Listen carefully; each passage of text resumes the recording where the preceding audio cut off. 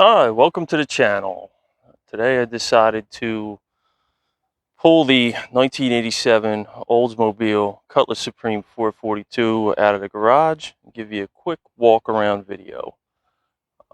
You're going to be seeing plenty of this car on the channel as we try to sort out all the little technical gremlins and things wrong with it that often drive people with these late 80s carbureted cars crazy.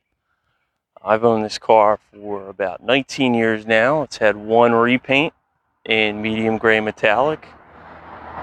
It only has about 51,000 miles on it.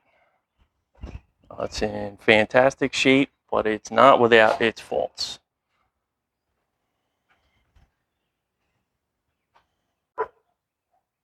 Just give you a quick view of the interior. The car came ordered with power windows, but no power locks. The interior is finished in dove gray.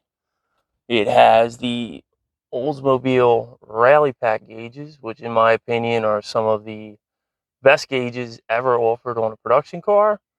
We're right over 51,000 miles. Has that lovely 1980s GM velour seats, but the typical 1980s fit and finish.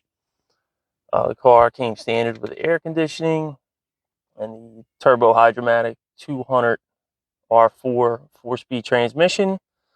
Also came with a cassette deck, which is very useful in 2022.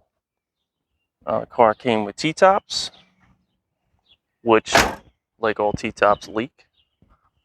And it came equipped with a Oldsmobile 307 cubic inch high output motor, which gave anywhere, depending on the year, from about 170 to 180 horsepower.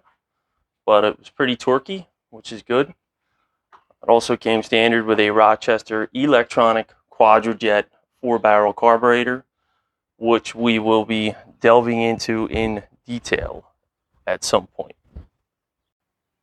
Just want to give you a quick shot of the engine bay while I rapidly lose light. All of these cars came equipped with a chrome-lidded dual snorkel air cleaner. It was standard on the 442 models, and you could only get it when you order the package. All these cars also came equipped standard with air conditioning. Before we go, I just wanted to give you guys a quick shot of the Oldsmobile Super Stock wheels, which came standard on these cars. Finished in gold and chrome with the Oldsmobile 442 center caps. It originally came equipped with a set of Eagle GT tires. Since Goodyear has discontinued them a long time ago, I had to replace them with a set of BF Goodrich radial TAs.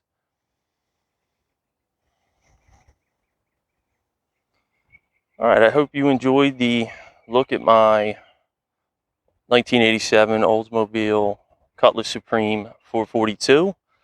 If you like what you see, just like the video and subscribe to my channel, because in the very near future, I will be giving you a whole lot of content on fixing, tuning, and maintaining these cars the proper way.